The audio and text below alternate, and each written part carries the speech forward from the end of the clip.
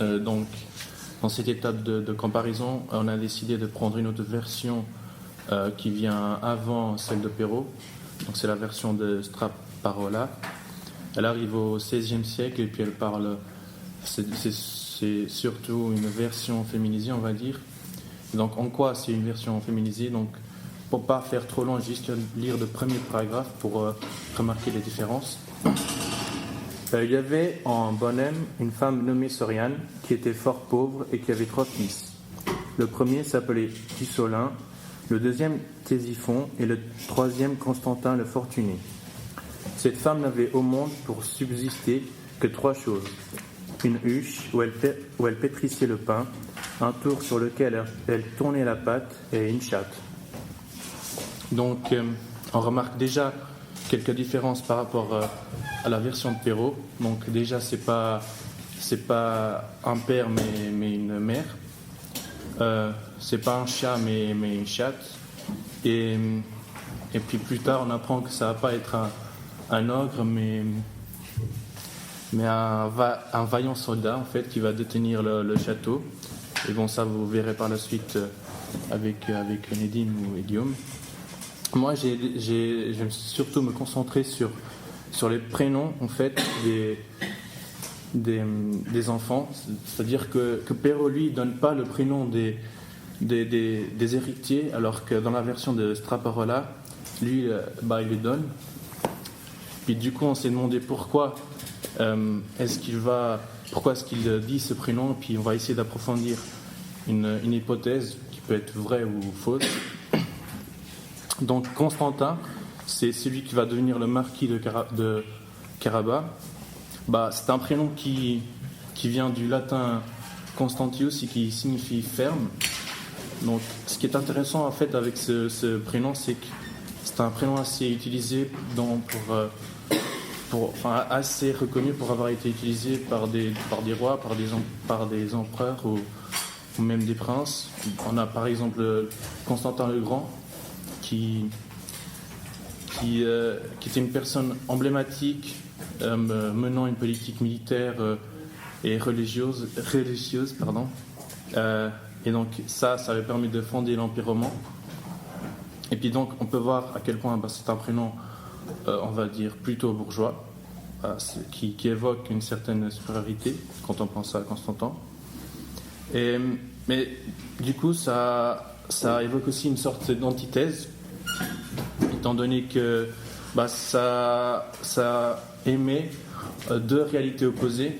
Donc d'un côté, on retrouve le roi, l'empereur, donc un personnage qui est censé incarner la domination, la perfection, puis de l'autre côté on a le terme ferme, donc qui nous fait tout de suite penser à des fermiers, à des paysans, et puis à des paysans qui se situent surtout dans la pyramide, au bas de la pyramide sociale.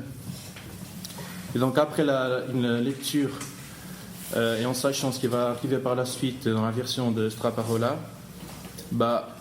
où on va dire Constantin va justement devenir un marquis et va grimper dans cette pyramide sociale, on peut en déduire que Straparola, à l'inverse de Perrault, lui donne déjà des indices justement en donnant ses prénoms et puis qui vont rejoindre par la suite à la fin du conte.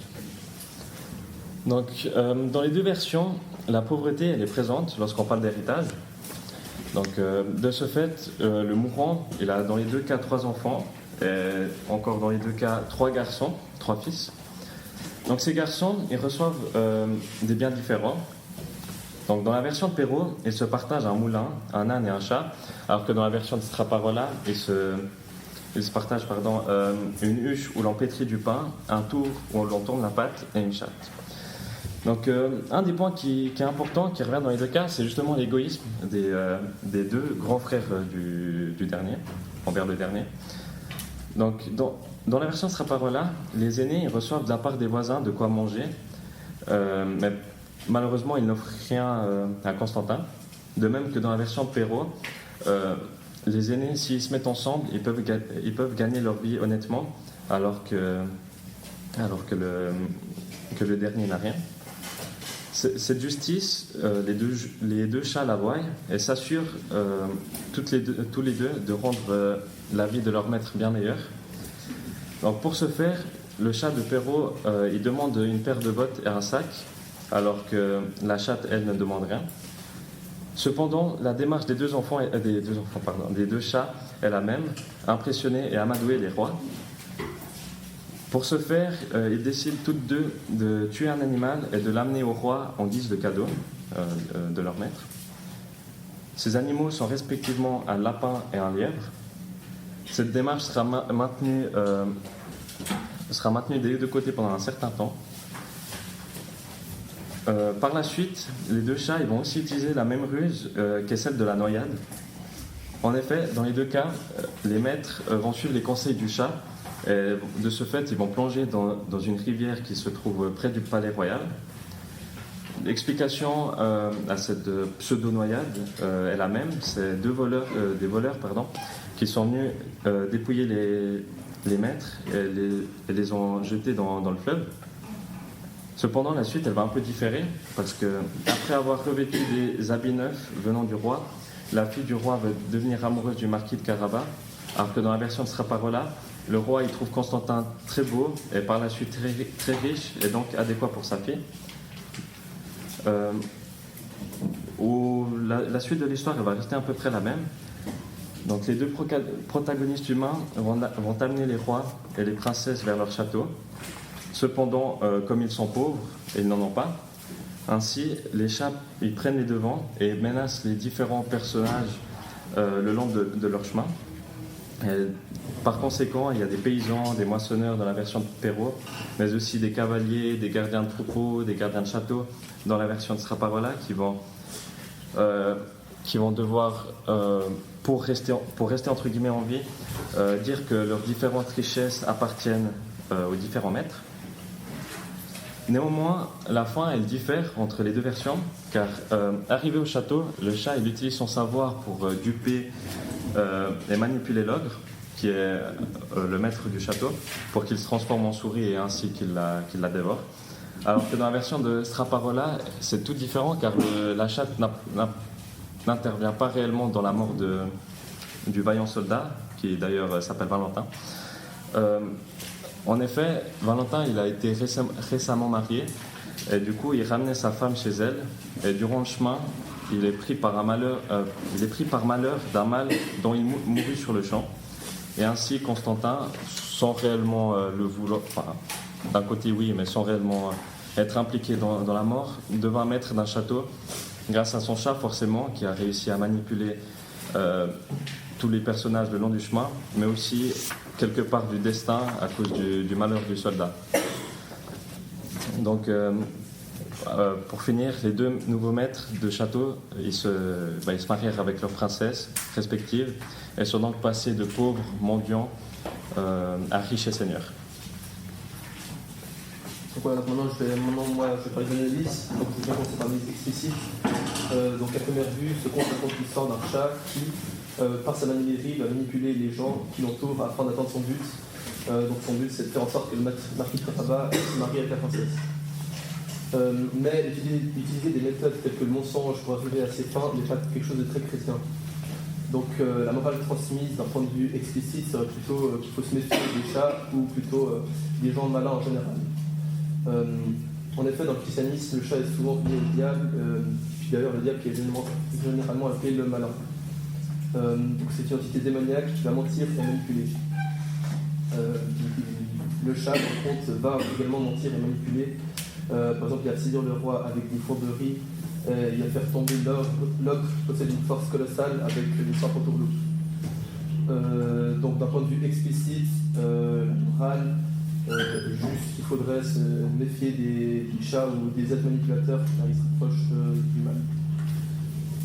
Donc maintenant, si on regarde un peu plus loin que justement simplement il faut se méfier des chats, je vais partir dans l'implicite du coup. Et puis, si on fait une analyse freudienne du conte, donc comme je disais, si on fait une analyse un peu plus freudienne du conte, le sens et la morale va changer considérablement. En effet, les deux principaux personnages du conte sont le marquis, le gradis et le chat. Dans l'histoire, le marquis devient prince alors qu'il n'a à première vue rien fait pour en arriver là. Ce sont les actions du chat qui lui ont permis d'accéder à ce rang. Mais en réalité, peut-être que le chat et le marquis ne font qu'un. Et le chat ne serait qu'en fait l'instinct primitif du marquis. Donc pour ça, je vais me baser sur la topique freudienne du ça, du moi, du surmoi. Donc, selon lui, le ça, il désigne la part inconsciente instinctive de l'homme. Le moi, c'est la partie consciente de l'homme. Le surmoi, c'est l'interdiction morale. Donc, si on regarde maintenant le personnage du marquis Arabi, donc le moi serait le marquis, le ça serait le chat, et puis le surmoi serait justement le roi ou le royaume. Du coup, le chat ne représente que la partie instinctive du marquis, donc ce serait avec ses propres actions qu'il aurait réussi à accéder au stade de prince. Donc l'histoire serait alors celle d'un pauvre qui va réussir à surpasser les plus grands qui régissent le monde en suivant son instinct. Toutes les différentes parties du conte seraient une étape à la maturation du marquis, et ceci est montré justement avec la métamorphose du chat. En effet, lorsqu'il obtient l'acquisition de ses bottes, il devient une autre personne. Il ne cherche plus des souris mais des lapins, et il est devenu beaucoup plus malin. Et puis la signification des bottes peut aussi vouloir dire qu'il garde les pieds sur terre, donc il devient plus intelligent, moins naïf et plus manipulateur. De plus, lorsque le chat obtient ses bottes, il peut se débrouiller tout seul, et puis si on fait un lien avec le fait que le chat est lié au ça de Freud, on peut voir que le marquis Kiraba est devenu instinctivement plus mature, ce qui est en cohérence avec l'histoire, vu qu'il vient de perdre son père, donc il quitte sa famille puis il vit tout seul. Et ensuite, le marquis finira par se marier, encore une autre étape de la maturation. Il quitte sa famille pour vivre seul et finit par trouver une épouse avec qui il fondera une nouvelle famille. Ensuite, le marquis Kiraba a gravi les échelons et a fini par arriver au sommet, par devenir prince alors qu'il partait de rien. En effet, c'est le dernier de sa lignée, donc il y a peu d'héritage. De plus, ses frères le blasphémaient. Il a commencé en bas et est arrivé en haut, solidifiant rien qu'à son instinct. Donc, à partir du ça, on peut dire qu'il est devenu un surmoi. Cette ascension démontre beaucoup de choses. On peut y voir différentes morales, du coup. Comme par exemple, avec peu de choses, on peut faire plein de choses. Il faut se fier à son instinct primitif. Et puis aussi une autre question qu'on peut se poser, c'est est-ce qu'au final le ça de Freud n'est pas nécessaire pour s'en sortir dans la vie. Donc en bref, si nous basons sur la topique de Freud, le chat ne serait que la métaphore du ça du marquis. Ce serait donc lui-même qui fait ses actions suivant son instinct. Avec ce point de vue-ci, la morale du conte est totalement différente que la première qu'on a vue. Sinon, toutes les thématiques que Perrault met la plupart du temps dans ses contes sont présentes dans le Chaboté. Donc la métamorphose, on l'a vu avec la maturation du marquis. La pauvreté, c'est montré justement au début avec la famille du meunier qui est né. Le thème de la famille, il est également utilisé pour montrer les étapes de la maturation du marquis qui quitte sa famille pour en fonder une nouvelle avec la princesse. Puis la thématique un peu plus compliquée à cerner dans ce conte, c'est celle du bien et du mal. En effet, parce que ce qui est un peu bizarre, c'est que le chat fait le mal et puis il lui arrive de bonnes choses. Ce qui fait que l'histoire semble amorale. Donc on peut y voir là une notion qui se rapproche plus du libertinage, dans le sens où les libertins n'accordent pas beaucoup d'importance à la morale, puis ils sont prêts au pire pour arriver à leur fin. Ce sont des séducteurs et des manipulateurs, au final un peu comme peut l'être le chat dans le conte. Donc ceci montre un autre message implicite, celui de vivre indépendamment sans limite morale qui nous empêcherait d'accéder à la réussite. Et puis la notion de bien et de mal est alors renversée dans le sens où il n'y a que les gens qui sont cruels et amorales qui réussissent. Cet aspect est également montré par le fait que la personne la plus haut placée dans le château est un ogre cannibale, soit un être cruel qui a utilisé les autres à ses fins pour obtenir du pouvoir. Ce qui fait également remettre en question la place et la morale du roi Louis XIV de l'époque qui voulait tout contrôler. Et puis sinon, le message transmis aux précieuses, du coup, ce serait plutôt un peu de dire que leur mari, au final, c'est plutôt des menteurs et puis des manipulateurs. Donc il faudrait plutôt se méfier de ça. Mais c'est mon plaisir. Oui, c'était le nouveau job, hein. Vraiment bravo. Bah, je vais de nouveau faire quelques remarques un peu d'approfondissement.